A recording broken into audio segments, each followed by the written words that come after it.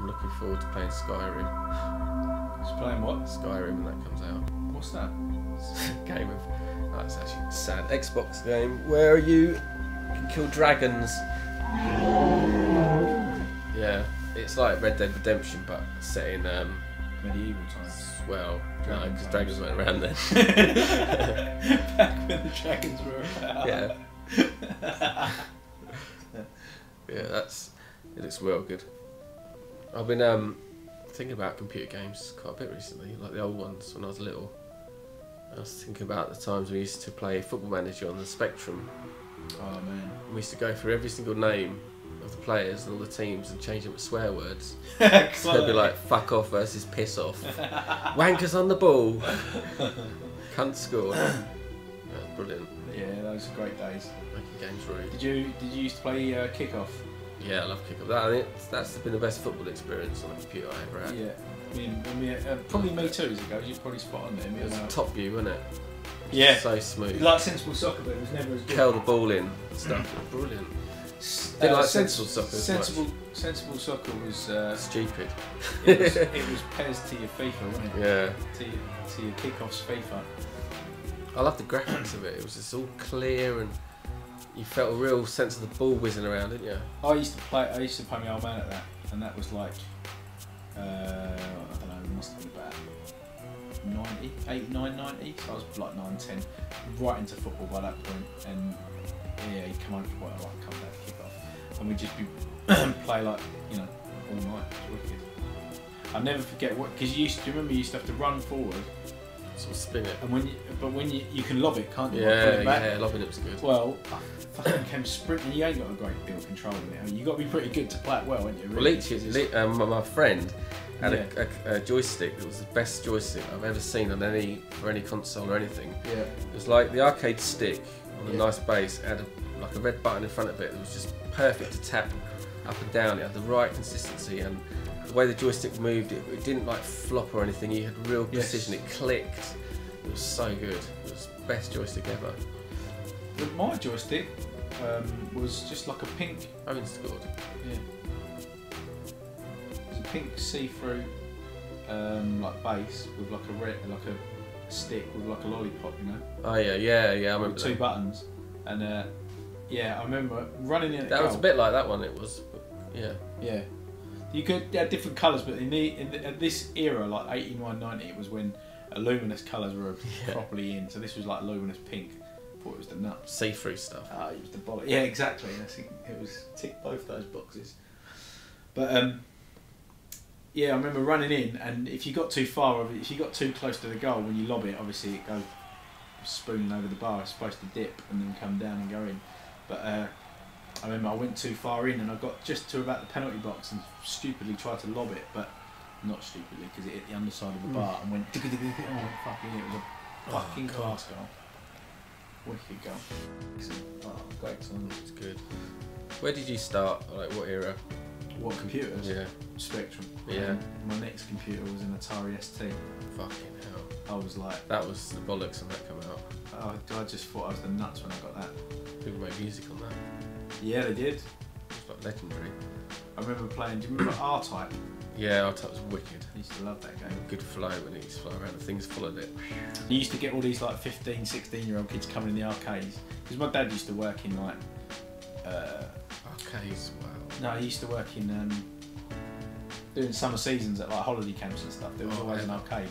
So I'd go and watch him and then like, come on, Dad, he'd give me £2 and that'd last me for ages because everything was 10p. I'll tell you what, people won't appreciate this now, but when I grew up, and probably you as well, the evolution of the arcade was fascinating. Oh, well. Until consoles kicked in, they were like these rooms full of magic. Yeah. And I really remember like early standout games. I remember like first seeing Space Invaders and Pac-Man and the tabletop games and all that. Yeah. And then like the one I really remember was Gauntlet.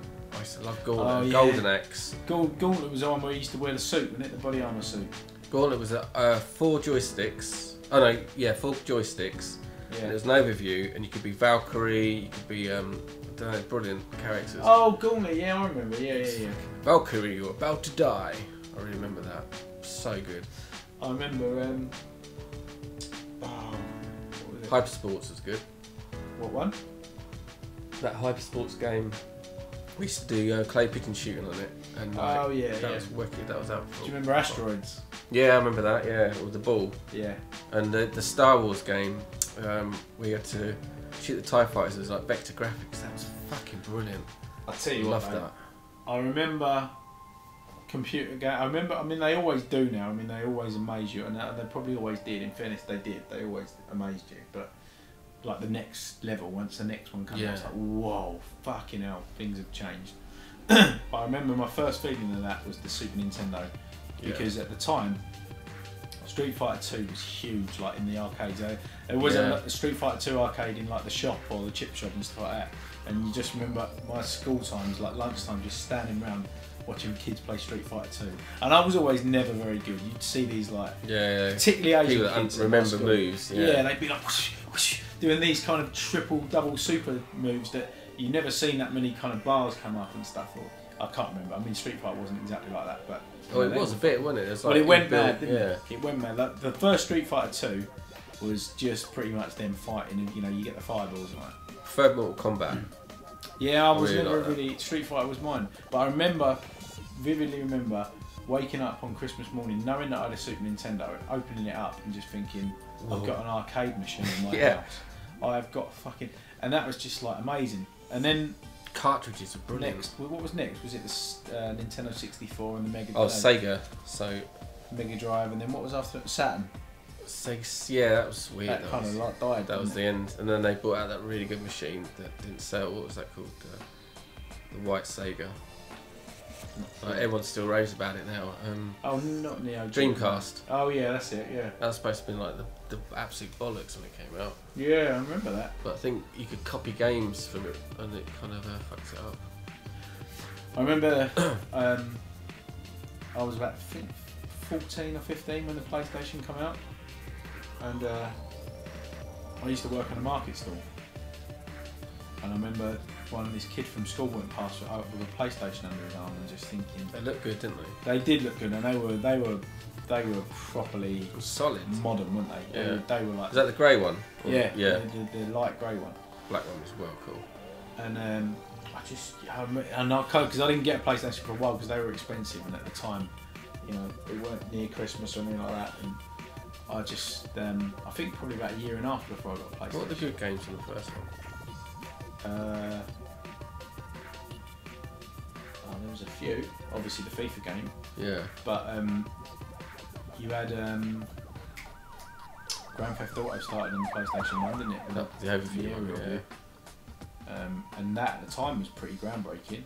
And it's awful. Well, it was like rude, wasn't it, when that came out? Yeah, that's true. Like, computer games have been pretty cute up until then. Yeah, it's very true. Even like things like Mortal Kombat, there was still a massive gap from reality. Yeah.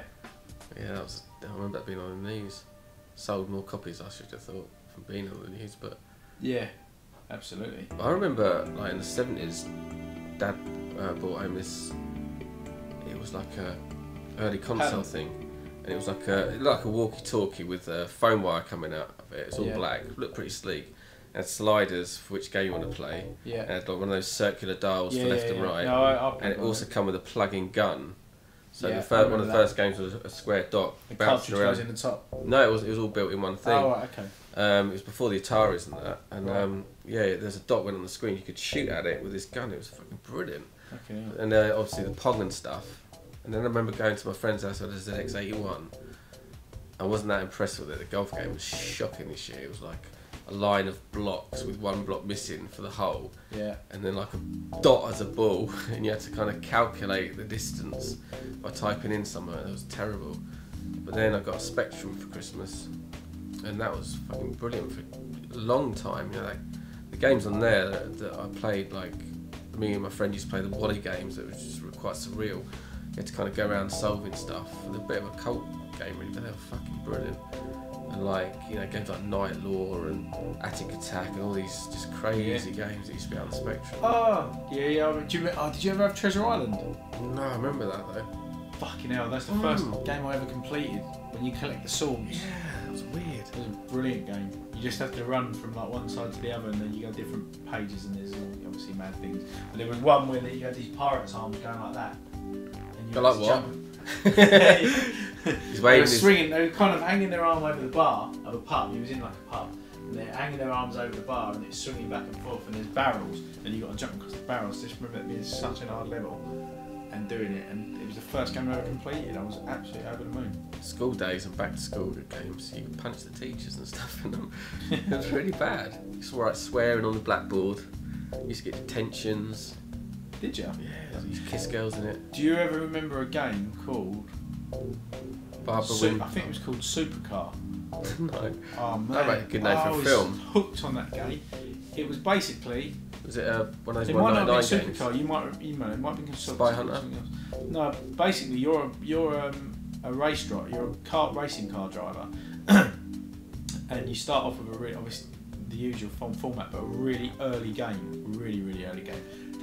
The track was literally just an aerial view. Oval. Yeah, an aerial view, and you're driving around streets, and you've got like different. Oh right.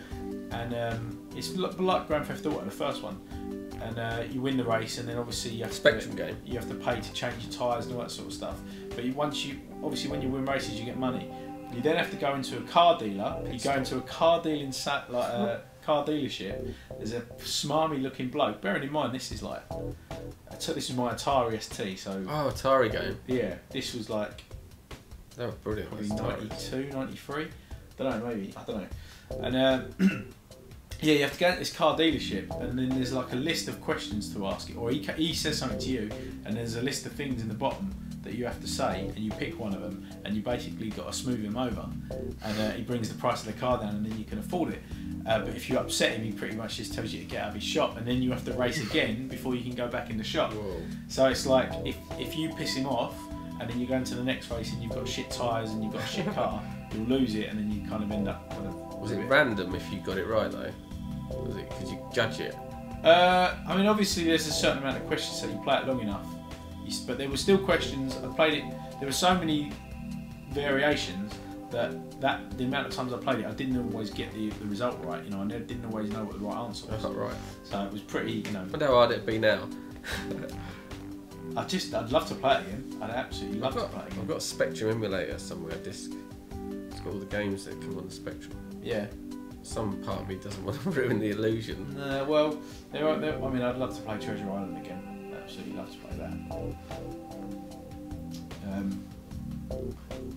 But now it's just gone mental. I mean, LA Noire is the epitome of where it's come to. I think I haven't seen anything better than that.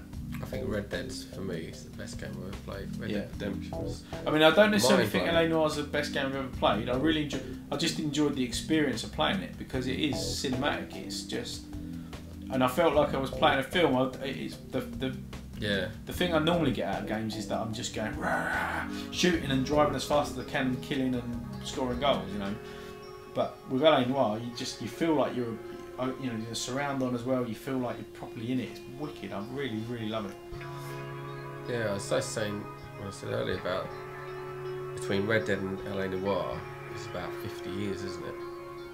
Like the time difference. It's time difference in terms of from when they're set. About 50 years. 40, so yeah, turn of the century, yeah, probably like that. Yeah. 40, 50 years, and you just see the difference in like the landscape and the people. Yeah, and the yeah, advances. yeah, that's so true.